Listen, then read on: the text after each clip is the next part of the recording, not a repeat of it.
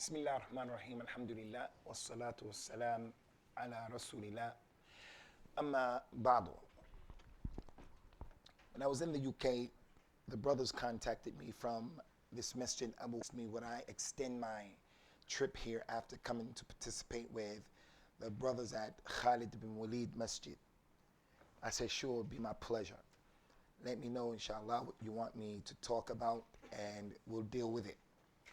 So they suggested over the weekend that we talk about the two Khalifas, Uthman and Ali radiallahu anhuma, and then on Monday, Tuesday, and Wednesday that we shed some light on the Khawaarij. I said, okay. The reason why I'm mentioning that to you is because I was not the one who chose this particular topic, but nonetheless, the topic is an important topic. It is an aspect of the religion that we should comprehend and we should understand, because it is a problem that's facing the Muslim world. Since the Khawaarij came out against the Khalifa Uthman ibn Affan radiallahu anhu, since that door was open where they came out and revolted against the Khalifa Uthman radiallahu anhu, that door has not been closed since this day. Hasn't been closed until this very day.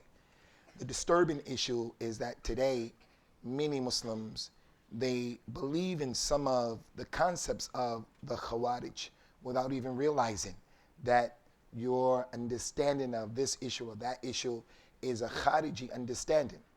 Not that a person necessarily is from the Khawarij, but some of the ways that we believe in al-Islam, some of the things that we think is Islamic, it is actually from the way of the Khawarij. So I'm going to put forth my presentation, inshallah, and at the end of each class, inshallah, if there's enough time, we welcome any discussion and any questions and any ta'liq that someone may have, provided that we do it with adab and we do it with knowledge. Because as many of you know, those who know me, I embrace the religion of al-Islam, and I respect everyone's culture, and I respect everyone's point of view, as long as that point of view is based upon proofs. And when I say based upon proofs, I'm talking about proofs from the Kitab and the Sunnah, and the proofs that the ulama of al-Islam were upon. Not a proof that I take out of the hat, and I'm the one who understands it that way, and you should understand it because I understand it that way. So there are a lot of points that we want to make concerning the Khawarij, a lot. But before even dealing with the Khawarij, there's something we have to set as a foundation. And this is imperative here in Masjid Abu Huraira and everywhere else. Abu Huraira radiallahu anhu, and what was collected by Imam al-Bukhari in his book Al-Adab al-Mufrad. He said that the Nabi al-Mustafa sallallahu alayhi wa sallam mentioned, Inna Allah yarda lakum thalatha. أن تعبدوه ولا تشركوا به شيئا وأن تعتصموا بحبل الله جميعا ولا تفرقوا وأن تناصحوا من والله الله أمركم. Allah is pleased for three things for you people to do. Three things. And these three things serve as three of the most important usul of al-Islam. The Islamic community, this ummah, these three things, Allah is pleased for these three things. The first one, and at the top of the list, is that you worship Allah alone and you don't make shirk with Allah in any shape, form, or fashion. And number two, that you all collectively hold on to the book of Allah and you have unity, al-ittihad, to be united. And number three, what Allah is pleased for you is that anyone who's in charge of the Muslims, that you give him advice. The Khalifa, the Hakim, the husband in the house, he's a leader. He's in charge of the affairs of his house. Allah is pleased for the wife to advise him, pleased for the children to advise him, and to deal with him a particular way. So those three things serve as important factors in the society of al-Islam. And because of that, we have a lot of ayat of the Quran and a lot of ahadith of the Nabi sallallahu alaihi wasallam emphasizing these 3 points. At-Tawheed, worshiping Allah alone and not making shirk, and being united. Being united. It is not Islamic for this masjid not to be united with Khalid ibn Walid. It is not Islamic for Khalid ibn Walid in this masjid not to be united with Masjid Tariq. It is not Islamic. A group of us don't like what's going on here, so we break off and we build another masjid. This is the condition of the Muslims. We just don't like each other. When we don't like each other, we go out and we do something else. This is from the worst affairs in Islam. And right now, as I sit in this masjid right now, I look at the ocean of faces. We have different ethnic groups, different ethnic backgrounds. The religion of Islam is the only religion that can bring people together under the umbrella of unity. And when we say unity, we're not talking about getting a microphone or a bullhorn and we're screaming out, unity, unity, unity. When that brother Abdulaziz told the people to move forward, he said to move forward because the Nabi sallallahu alaihi wasallam used to, in cases like this, he didn't allow the people to stay back there. He said, in this type of sitting right there, divides the community. So he showed the people in practical ways how to make unity. He was traveling, sallallahu alaihi wasallam. And he became tired, and his companions became tired, so he stopped to take a rest. Some of the companions went over there, some of them went over there, some of them went over there, and they just did that just to get rest. The man just looked for the land that looked flat and easy, and he just went over to that place. The Prophet looked out of his tent, sallallahu alaihi wasallam, and he saw those people way over there, disconnected from the group. Those were way over there on the wall, disconnected from the group. And I don't mean anything like to pull you out. I don't want you to be oversensitive. I'm trying to educate you about something. The Nabi sallallahu alaihi wasallam stuck his head out and he said to the companions, Mali arakum izin. Inna tafarruqukum fi hadhihi shi'ab wal awdiya innama hiya min ash-shaytan. Why is it that I see you people all divided here and there? He said, this division of yours, why you're sitting way over there and some people over there, he said, it's from a shaitan.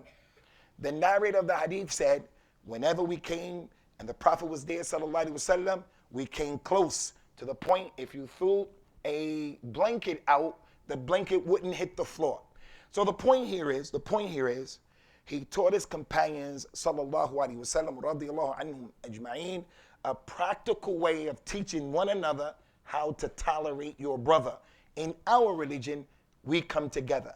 So if a person says that hadith, and that's the hadith of the Nabi sallallahu alaihi wasallam, that should be an incentive, as the brother said. If you're not old, if you're not sick, and you don't have a back problem, you should be quick to try to move forward. So the point is, that statement and many other things that the Prophet did and said, sallallahu alaihi wasallam, they were attempts on his part to show the practical ways of how to divide one another.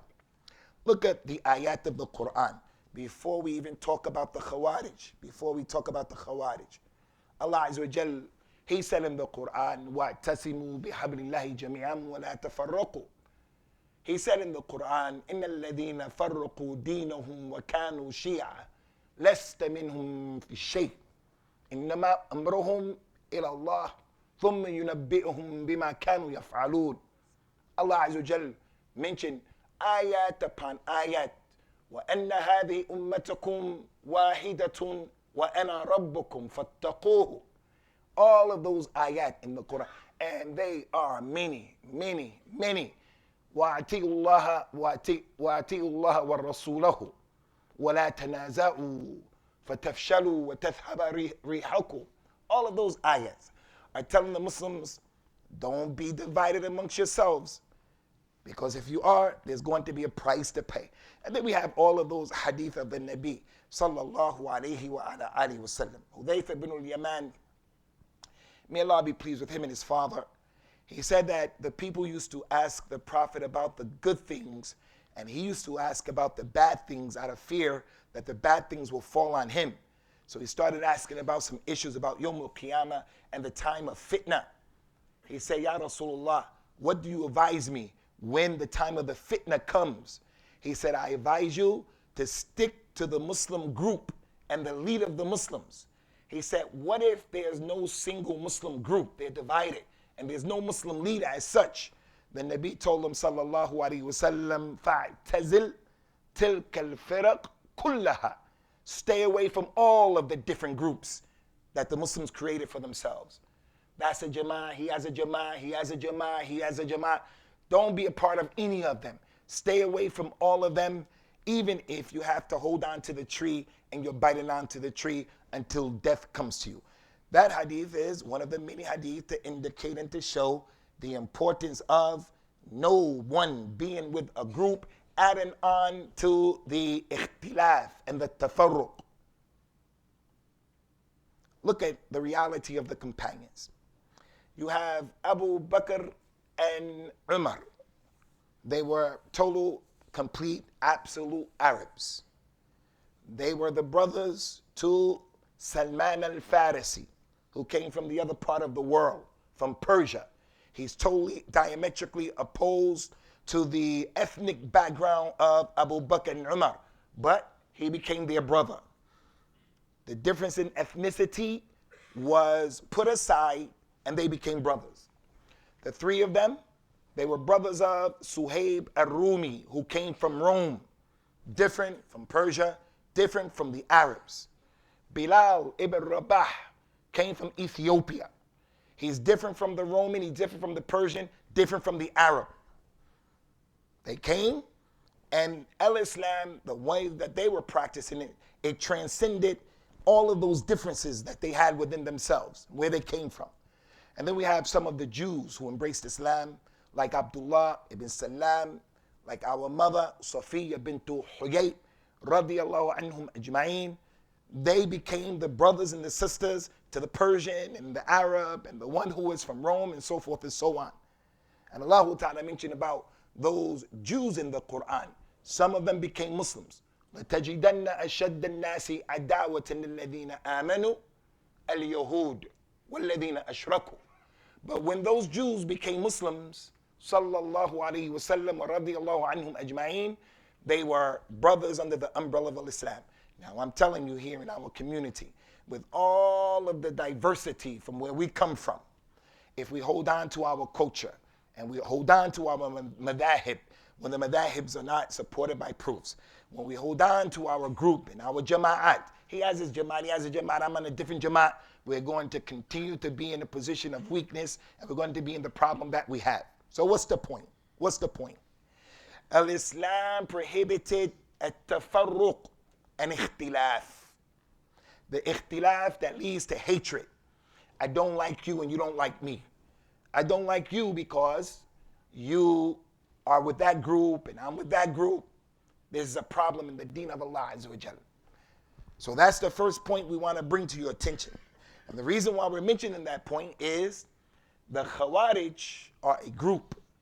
They are a firqa. So that in of itself shows it's a problem, because they are other than what the Prophet brought, sallallahu alaihi wasallam. Some of the different groups that are present or they came later on, Prophet Muhammad sallallahu alaihi wasallam either talked about them specifically and called them by their names, or he prophesied and described their condition. Some of the many groups, as I told you the other day when I was here, he said that this ummah is going to break up into 73 groups. All of them will be in the hellfire except one. Which one won't be in the hellfire? Ya Rasulullah. He said, the one that's doing what I'm doing today and my companions. Some of those 72 groups that will be in the hellfire, the Prophet named some of them by their names, like a group called the Qadariyah.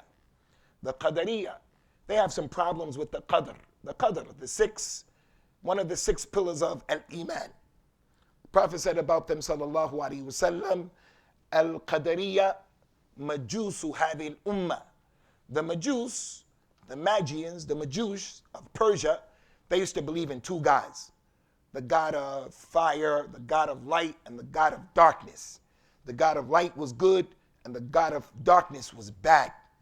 The Qadariyah are a group of so-called Muslims who came and said, the Qadr, Allah doesn't know what's going to happen until it happens. And that's against the religion.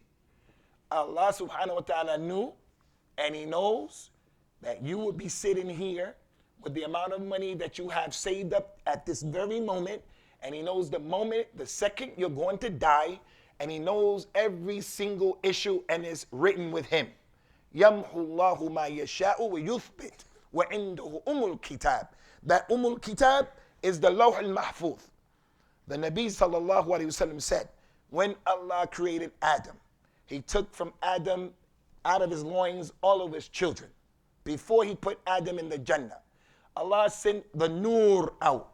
The Nur hit some of Adam's children, and the Nur missed some of his children. He said those who the Nur hit them, they're going to be in the Jannah. And those who the Nur missed them, they're going to be in the hellfire. And everyone is going to find it easy to do what he was created to do. May Allah Ta'ala allow that Nur to have hit us, and he makes us some of the Ashab al-Jannah. The point is, Ikhwani, everything is written, but these people came and said, no. Allah doesn't know what's going to happen until it happens, and the Prophet mentioned them, sallallahu alayhi wasallam. There's another group of Muslims. The Nabi didn't mention them, but he described them. They call themselves the Quraniyun or the Quraniyin. The people who say we only take the Quran. We don't take the Hadith, because the Hadith are the whims of men. Some of it is not true, which is true. Some of it is not true. But wallahi, you're not going to practice al-Islam with just the Quran. If you gave a man the Quran and he learned the 7 recitations of the Quran, and you told that man, he was so strong in his hifz, you told him, where is the last ayat where Allah Ta'ala says in the Quran, Inna Allah Ghafurur Rahim, and he can read the next ayat without hesitating. He knows all of the qira'at, and he knows where to stop and everything. He's mahir with the Quran. If you gave him that Quran and you told him go over there and practice Islam, and you gave a man who had the total authentic sunnah and you told him go over there and practice Islam, that man with the sunnah is going to practice Islam better than that man. And I just give that as an example, because the Quran and the sunnah they have to be together. But that man over there, he's not going to know how to pray. He's not going to know how to fast. He's not going to know how to give zakat. He's not going to know how to give hajj. He's going to marry his wife and his wife's amma and her khala. He doesn't know that those two people are haram because it's not mentioned in the Quran. And so many issues that are going to be a challenge for him. So these people say to this very day, we don't take the hadith, only the Quran. And the Prophet says, sallallahu alayhi wasallam, لا يتكين أحدكم على أريكته شبعان يأتيه أمر مما أمرت به أو نهيت عنه فيقول علينا بكتاب الله.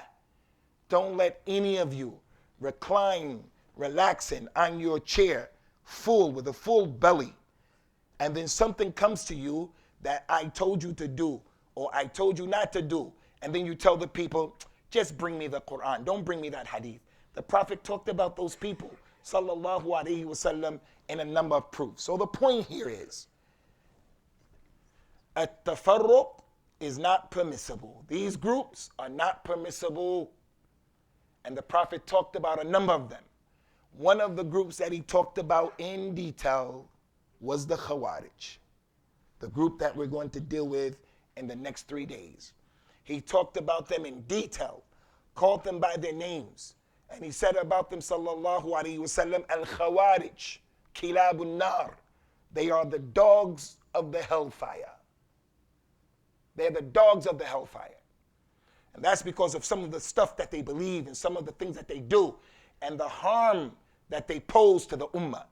Way back then, all the way up until this very day, today, right now, in this country, they give the enemies of al-Islam, the kuffar, they give the kuffar a red light, a green light, the key to do almost anything that they want to do to the Muslims in the Muslim lands and outside of the Muslim lands.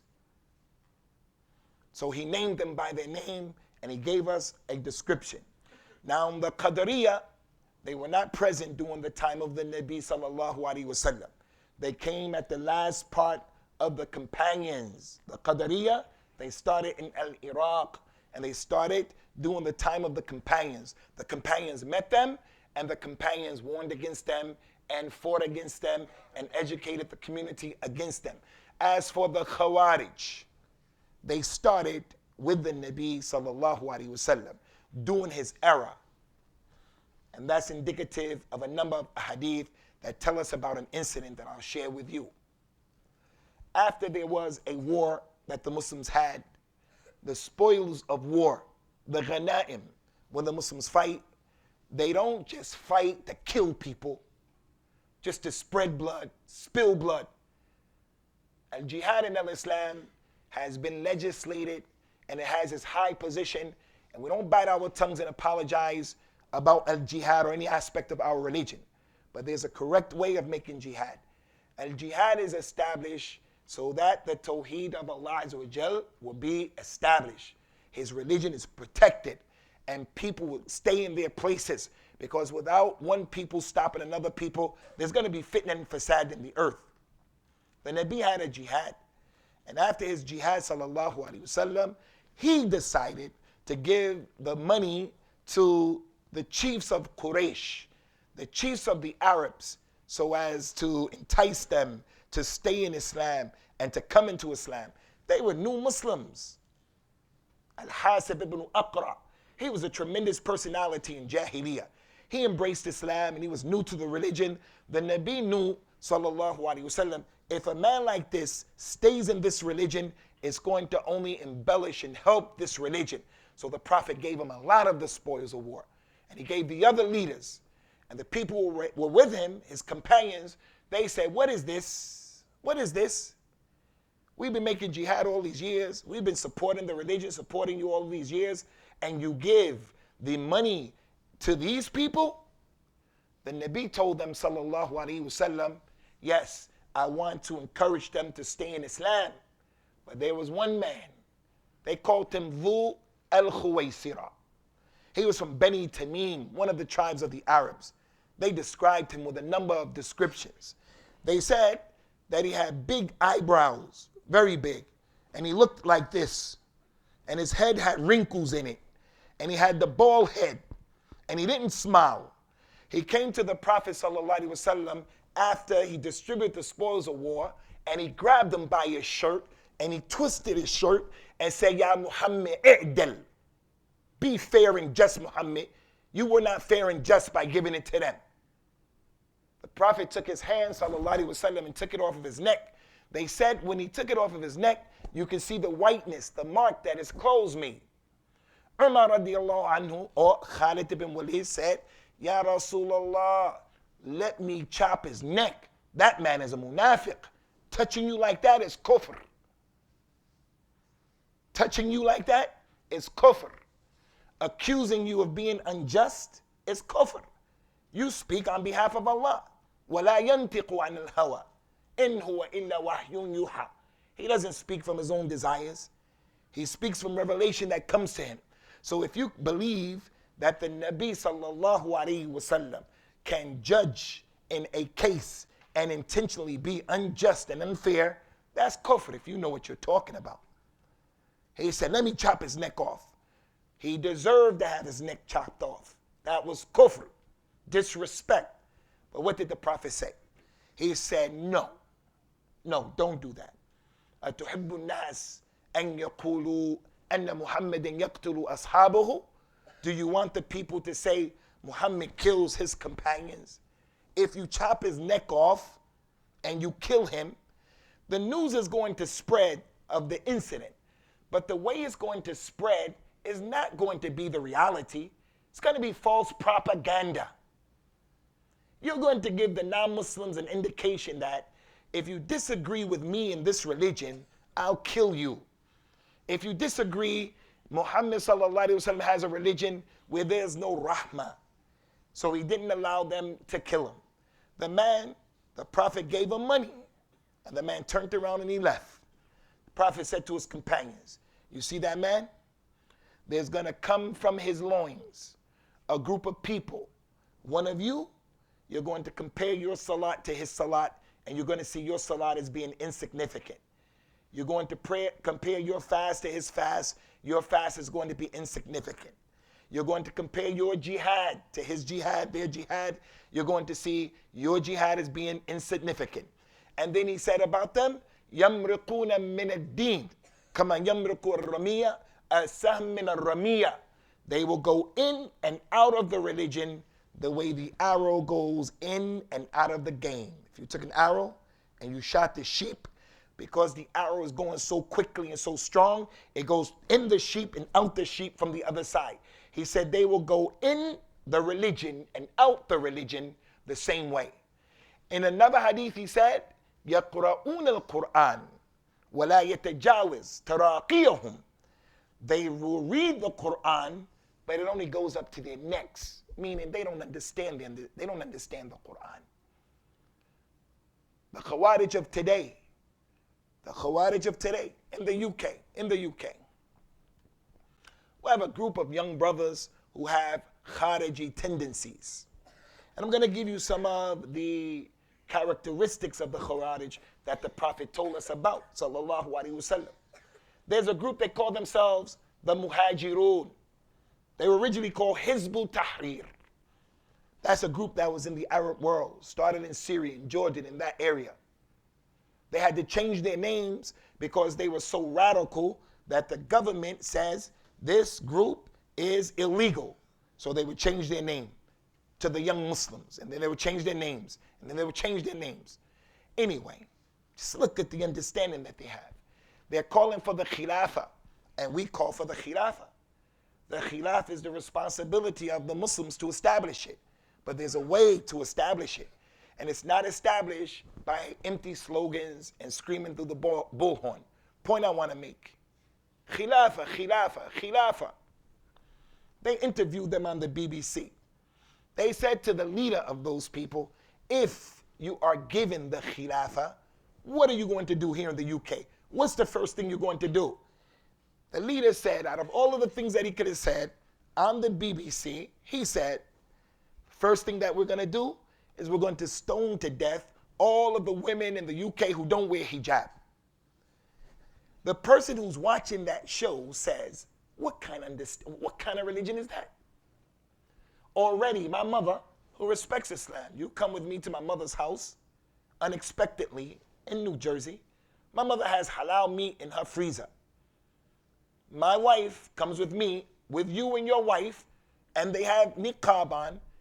When some visitor comes to my mother's house, she's going to tell my wife and your wife, go in the room, some men are here.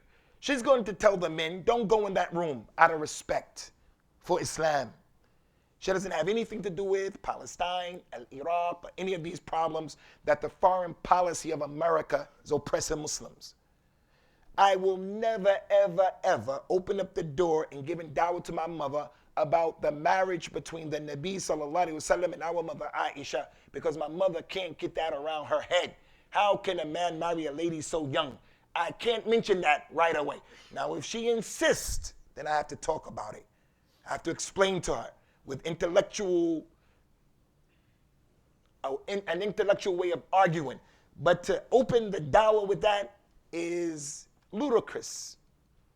Similar to that is to say, we're going to stone to death every lady who does not wear the hijab, because all that does is validate in the opinion of these people. Do you want the people to say Muhammad kills his companions?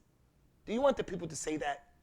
So concerning the Khawarij, the Nabi sallallahu alaihi wasallam informed his companions that this man is the father of the Khawarij. From him is going to come the rest of the groups. We have to take a minute here just to shed some light on this hadith before going on, because it is imperative. The hadith is just so important. Just 3 points that I want to make. The first point, Ikhwani, concerns the hadith of Dhu al-Khuwaysira. It goes to show, as I mentioned, the Khawarij started during the time of the Rasul sallallahu alaihi wasallam. He identified the leader of that group. Point number 2, the Khawarij, in that incident, what happened? It gives you a real clear characteristic from the many characteristics of the Khawarij. And that is, the Khawarij look at themselves as the ones who know. the uqala and the ulama, they see themselves as the hukama. And they look at the real scholars and those who really know, the people of al-khibra, the people who have expertise. The person may not be a scholar from the politicians, but he's mutakhassas. He knows what he's talking about. The Khawaarij are the people who their opinion is the opinion. And everyone else's opinion, even if the other people are qualified, is under their foot. Like in the case of the Nabi sallallahu alaihi wasallam. This man's understanding is ghulu and his ghurur. It allowed him to say to the Prophet sallallahu alaihi wasallam, "You're unjust." The Prophet said to him, "Woe unto you, wayhak. If I'm unjust, who from amongst you can be just? If you're calling me unjust, which person from amongst you has the ability to be unjust?" Which is his way of saying, you're saying something that's impossible. Do you mean to tell me you have ghira and you have hirs for the religion more than the ulama of al-Islam? I know some people who are reverts to this religion. They were Muslims for 2 years. He doesn't know his elbow from his ankle bone in al-Islam. He can't read Surah Al-Fatiha correctly. If the noon as-sakin fell on his head, he doesn't know this is noon as-sakin. And yet, he makes takfir of all of the ulama. Why are they kuffar? Because he works with this government and the government is kafir. When a person doesn't make takfir of the kafir, then he's a kafir. And he's been a Muslim for 2 years. That's the ghurur of the Khawarij. The other thing is, in that hadith, Prophet Muhammad sallallahu alaihi wasallam, because he was a scholar, he was the Nabi, he was the Rasul, he had the ability to weigh the masalih and the mafasid. In the Muslim world today, Husni Mubarak, la barakallah fi, I'm not on his side, I'm not on his team. The problem in Syria, I'm not on their team, I'm not in support of that. I'm not in support of the Zalama, I'm not in support of them. But if the Muslims are going to fight those people, we have to be able to weigh the masalih and the mafasid. And that's not determined by any Amr, Bakr, and Zayd from the community. That's determined by the scholars of al-Islam. And that doesn't mean that the scholars of al-Islam are infallible and they don't make mistakes, but the religion gives them a special position, and we're going to deal with that, inshallah, down the line. So the point is, look what the Prophet did, his hikmah. He could have killed Dhul Khuwaisira right there. And you would think if he killed him right there, then his fitna wouldn't have come later on. But the Prophet ﷺ must have known, through his knowledge, through ijtihad, through revelation, if I kill this man right now, it's going to be a bigger fitna than trying to get rid of him. Something big is going to happen as a result of that. So the Muslim is not an individual who he just makes a decision and he lets the chips fall where they may. He has to weigh them. The companions were in Mecca and they were weak and they were oppressed and they were in a hostile environment. And the Kuffar of Quraysh was still performing al-Hajj in the beginning of Islam in Mecca. They went to make the Hajj. And when they were performing the Hajj in Jahiliyyah, part of the ahkam of al-Hajj for them is you can't bring your weapons for war out of respect to the Kaaba. So they went weaponless. They didn't bring their weapons. You can bring a little knife that you may need to cut something, but you can't bring your spear and your weapons out of respect for the Kaaba. And they were pilgrims in Jahiliyyah, making shirk. The companions saw that they were weaponless. The companions said, Ya Rasulallah, they're making Hajj and they don't have their weapons. We have our weapons and we're not making Hajj. Let's go and get them once and for all because they don't have their weapons. The Prophet ﷺ told the people, I haven't been sent with that. I haven't been sent with that. Do you know what the people are going to say if I go and kill those pilgrims who are in a state of ihram, although they're making shirk and kufr and they are oppressors? Do you know what the Arabs are going to say about our religion? They're going to say that this is a religion of irresponsible people. This is not a religion of a man who came with rahmah. as Allah Azza wa Jalla mentioned in the Quran, وَمَا رُسَلْنَاكَ إِلَّا رَحْمَةً لِلْعَالَمِينَ. So on that issue with Dhu al-Khuwaysira, it shows the Khawarij with the scholars. In this case, the Prophet ﷺ was the scholar. They're the ones who see themselves as being more competent and more qualified than those who are the real responsible people for this ummah. Concerning the Khawarij going in and out of the ummah, before we move on, it's important to know that the companions, they had ikhtilaf between themselves. Are the Khawarij kuffar or are they not kuffar? The companions in the fiqh of Islam, they had a lot of ikhtilaf because the different ways you can understand the proofs. Salah, they had ikhtilaf. Zakat, ikhtilaf. Siyam, ikhtilaf. Every year in Canada, we have the same issue. Do we follow ISNA?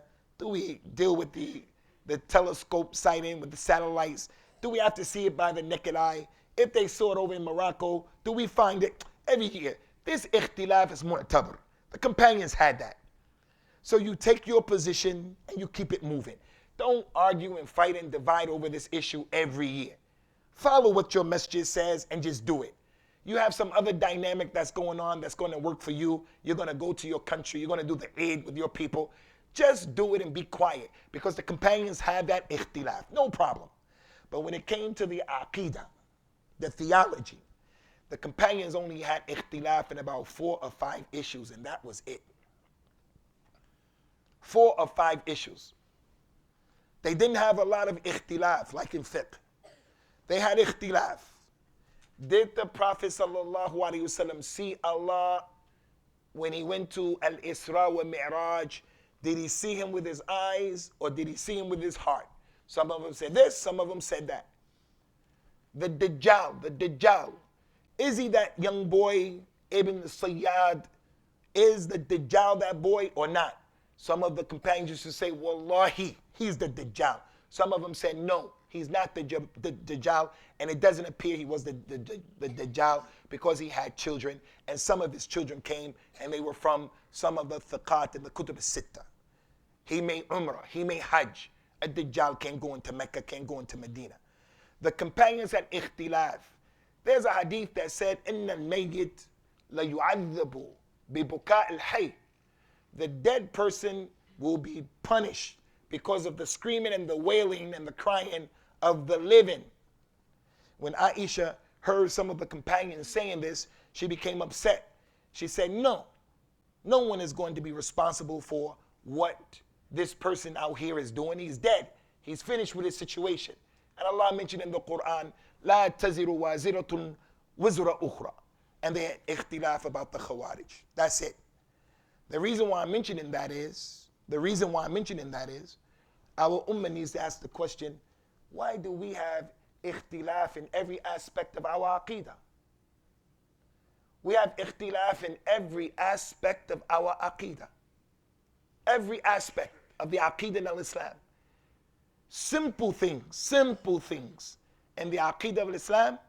In every masjid, multiple people in that masjid have multiple understanding. Did the Prophet die? He didn't die. Is the birthday of the Prophet permissible or not permissible? Is he Haza Naza? He's not Haza Naza. Can you make dua to dead people? Can you not make dua to the dead people? Where is Allah? He's not Allah. And on and on and on. And that's why I say the blueprint and the template for success, again, especially in these types of affairs, is back to what those companions were upon, radiyallahu anhum ajma'in. Now we go on to the point that we want to mention here and starting off with the Khawarij.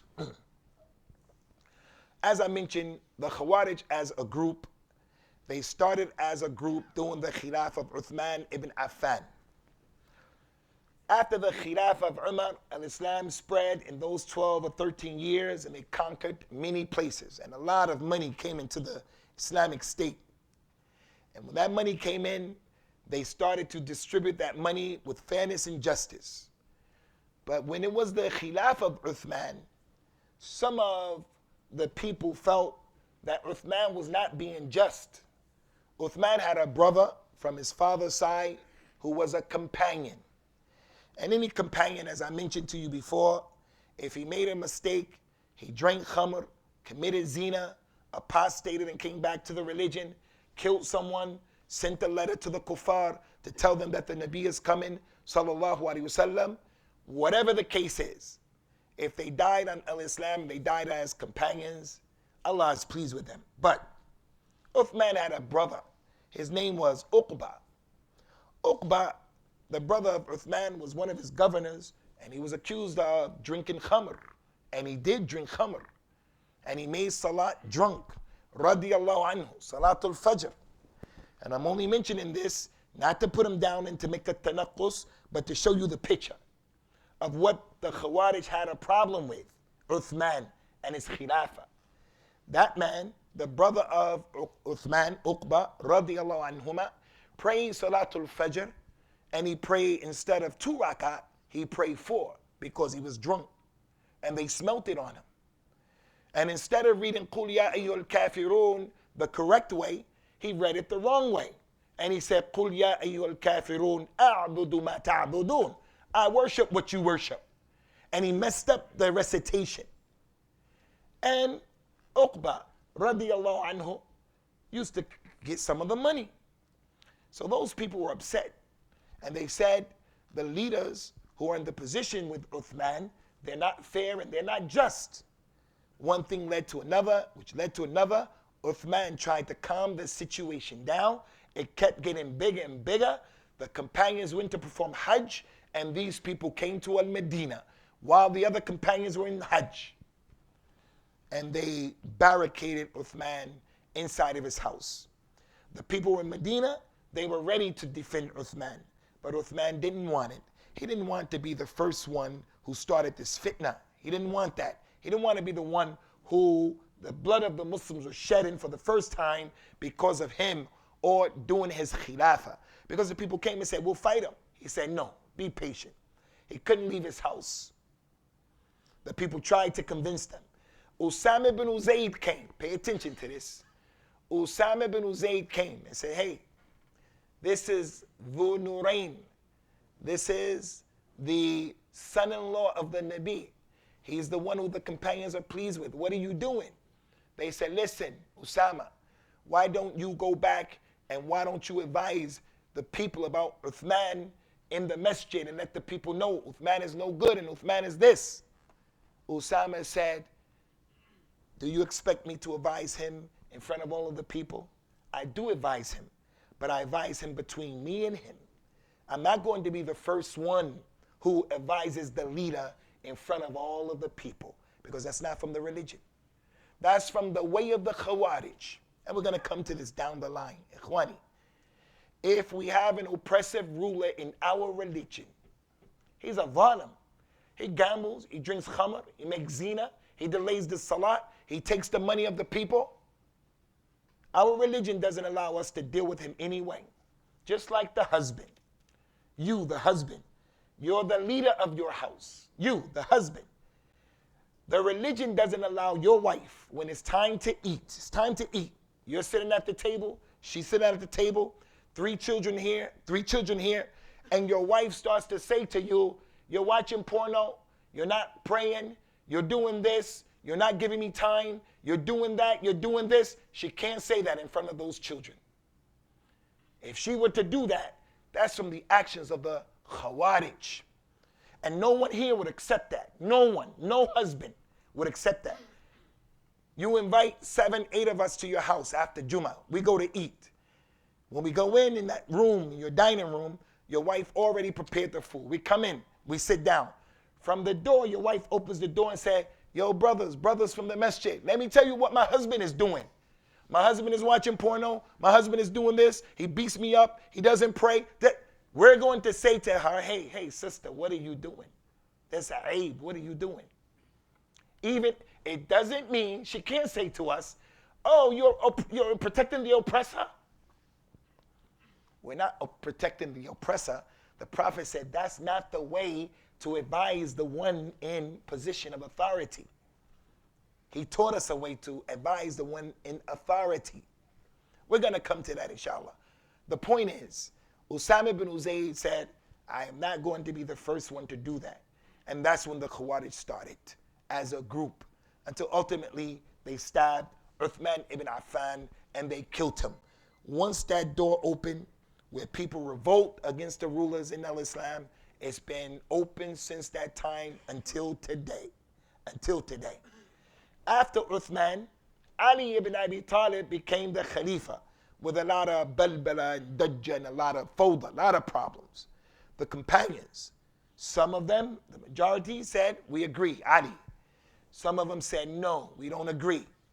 Aisha said no. Talha said no. Az-Zubair said no. But they said no, why?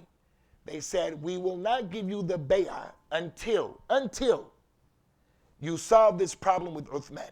Once the issue that we get the people who killed Uthman, the Khalifa, and our relative, then we'll give you the bay'ah.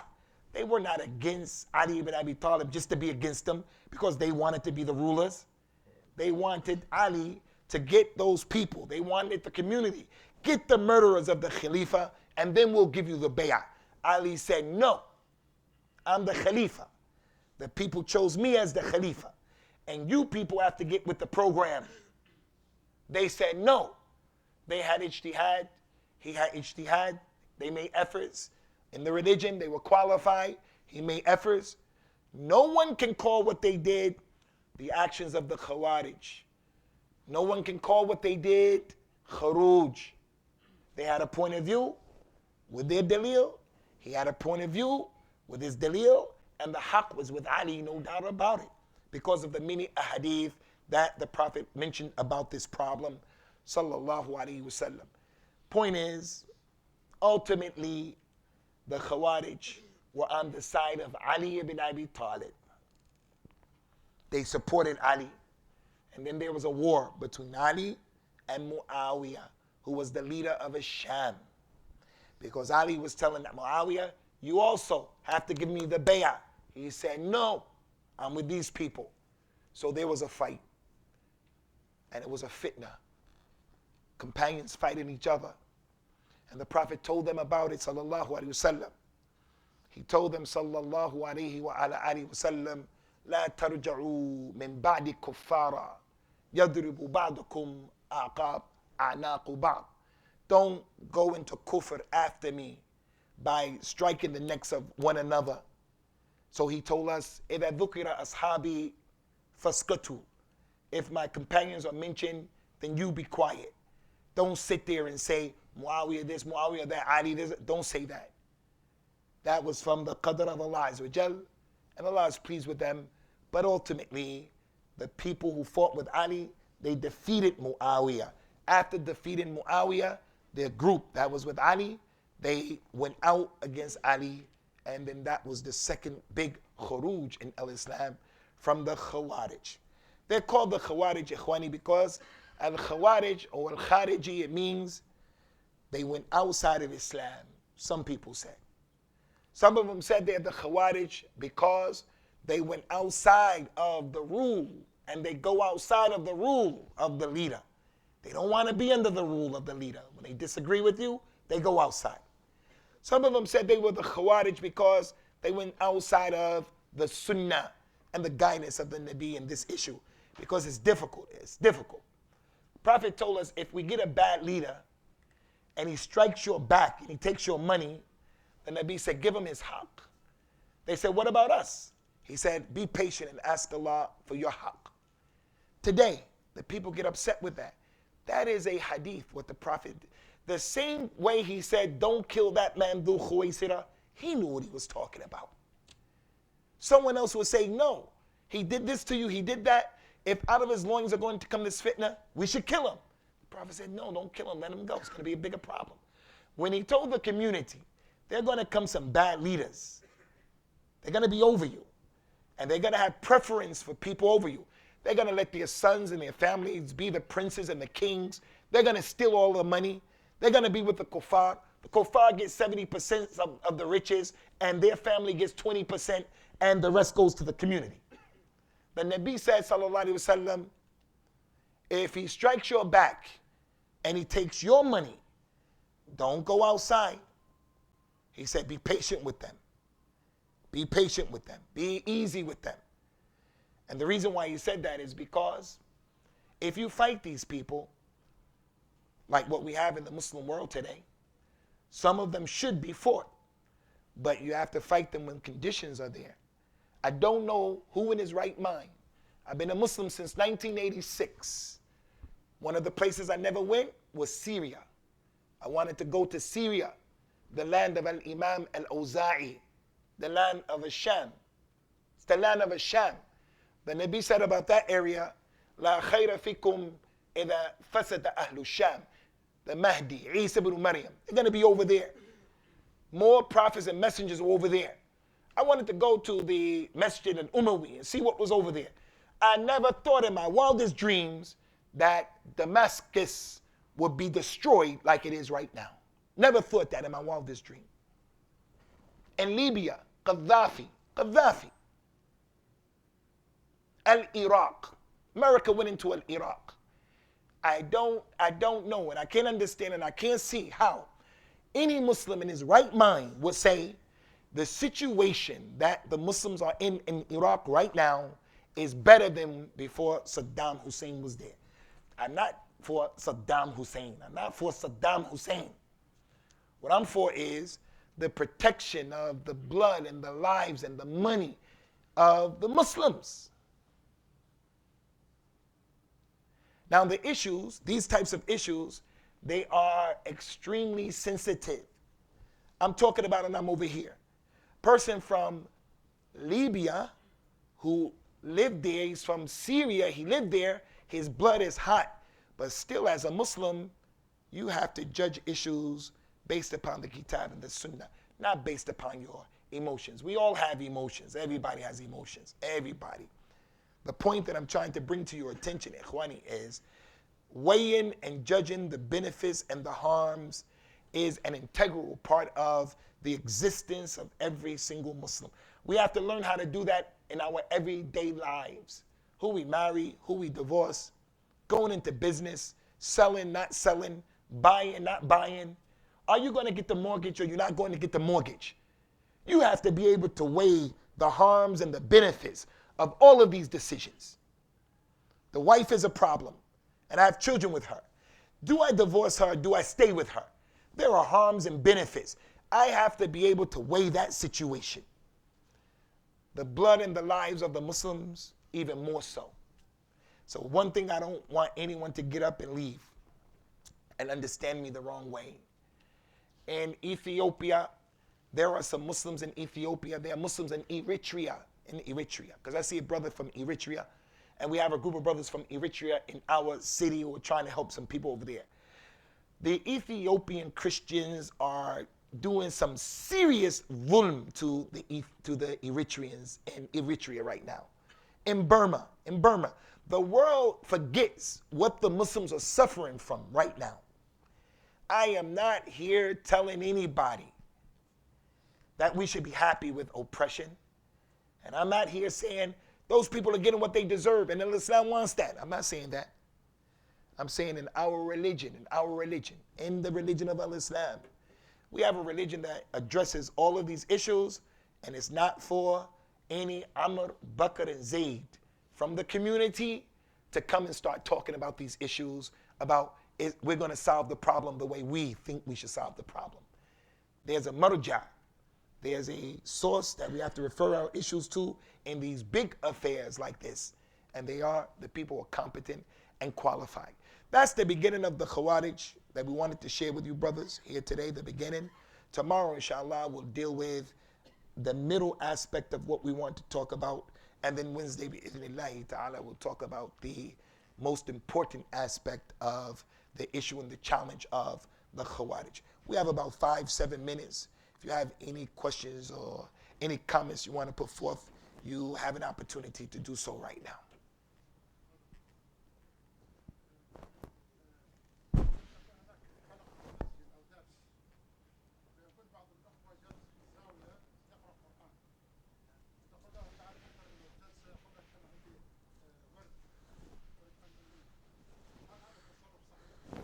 Our brother wants to know if there's a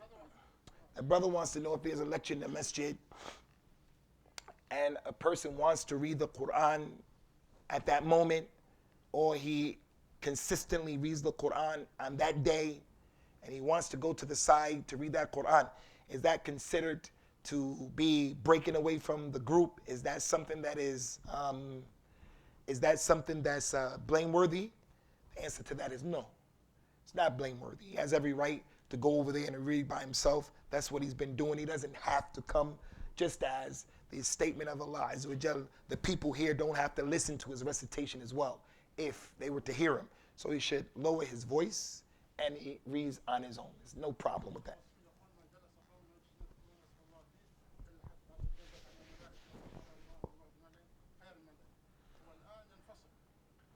No.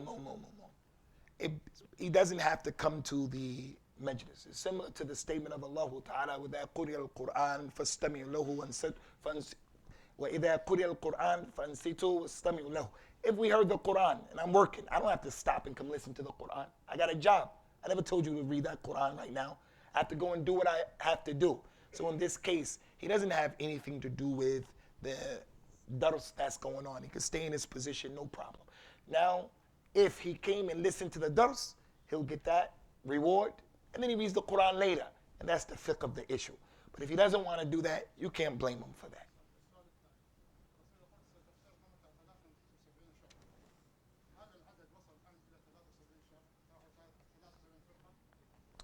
That brother wants to know that the Nabi said that the community is going to break up to 73 groups. Has the Ummah actually reached that 73? The Ummah has reached more than 73. More than 73. The Khawaarij have many different firq. People of Sufiya have many different firq. The Mu'tazila, the Asha'ira, there are many. But from the 5 major usul of the firq, they all have many. So it's more than 72, more.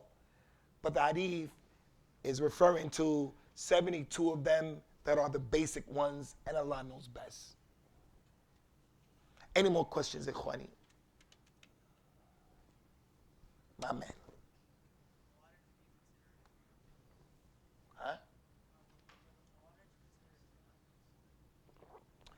Are they considered to be hypocrites? And if they're hypocrites, they're kuffar. Some of the scholars from the companions considered them to be kuffar. Some of them did, but it doesn't appear that they're kuffar. From the justice of Ali ibn Abi Talib, the Khawarij fought against Ali, and they said that Ali was a kafir, and they allowed the spilling of his blood, and that's one of the big characteristics of the Khawarij. They're not tolerant. If you disagree with them, they will kill you. Your blood is halal for them. So they asked Ali, are they kuffar? Those people fighting against us, the Khawarij, are they kuffar? He said to the people, hum ikhwanuna baghu alayna wa min al-kufri farru. They're our brothers, but they oppressed us by fighting us and doing what they're doing. And they're doing what they're doing trying to escape from kufr. The Khawarij during that time were religious. Ikhwani, the Khawarij during that time. And I'm going to share this story with you tomorrow, inshallah. Abdullah ibn Abbas, during the time of Ali, when they were fighting Ali, Ibn Abbas went to debate them and to talk to them. He said, when I got there, they were 8,000 people, 8,000 of them. He said that they had big black prayers, sajda marks. He said that their fingers and their knees were like they had calluses like the camel because they prayed all the time. He said when I got close to their camp, I could hear a buzzing because they were making the dhikr of Allah. They had a lot of ibadah. So they weren't like munafiqeen. The Prophet said about, Allah said about the munafiqeen, la yadhkuruna Allah illa qalila. The munafiqeen, they don't mention Allah. When they pray, they look around, they don't do anything. They remember Allah a little. Those people during that time remembered Allah a lot. So they're Muslims and they're not munafiqeen. Naam, Sheikh.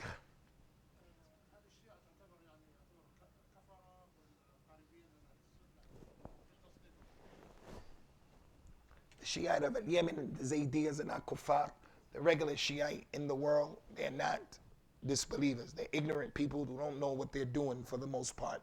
May Allah Azza wa Jal give them an increase in guidance and knowledge, and may He give us an increase in guidance and knowledge. So I don't see them as being kuffar. There are some people who say that they're kuffar for what they say. Some of the things that they say are known in the religion bid-durura. Someone who says that this Quran is 1/3 of the real Quran, a person who says Jibril khana al-amana, a person who says that Aisha committed zina, a person who says that Abu Bakr and Umar are homosexuals, a person who says that the Imam that they're waiting for is Akbar and he has a manzila bigger than the Anbiya and the Rasul. People say these are things known in the deen, ma'loom min ad-din bid-durura. Anyone who says that is a non-Muslim. I don't believe that. They're ignorant people, so we don't put them outside of Islam. There's a group of Salafis that go into extreme of things and start making takfir. Do you consider them to be Khawaarij or just misguided? Yeah, there are some people, Ikhwani, who are Salafis.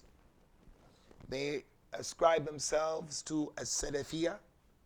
And I say that a Salafi is the truth in its meaning, that it is understanding the Quran and the Sunnah the way the companions did. I don't think any Muslim will fight against that. I don't think any Muslim in his right mind, if you came to him and you said, hey, we have to understand this religion and practice it the way the companions did, I don't think any Muslim is going to say no, except the ones who curse the companions. So if that's the meaning of Salafiyah, which it is, it's the truth. We should all be upon that, and we should all struggle, try to imitate and emulate those companions. There are a group of people who connect themselves to Salafiyah, and they're not mistakeless. They have some good things, and they have some bad things. They have some of the characteristics of the Khawarij. They have some of the characteristics of the Sufis. They have some of the characteristics of the Murji'ah. They have different characteristics. But to say that they are Khawarij, I'm not going to say that. That would be oppressive, and it wouldn't be the truth. And Allah knows best. So we have to be balanced in all of our issues. Okay, Khwani, we're going to stop here, inshallah ta'ala, and we'll make this naf of our dars tomorrow after Salat al-Maghrib. Subhanak Allahumma wa bihamdika wa ashhadu an la ilaha illa ant. Astaghfiruka wa atubu ilayk.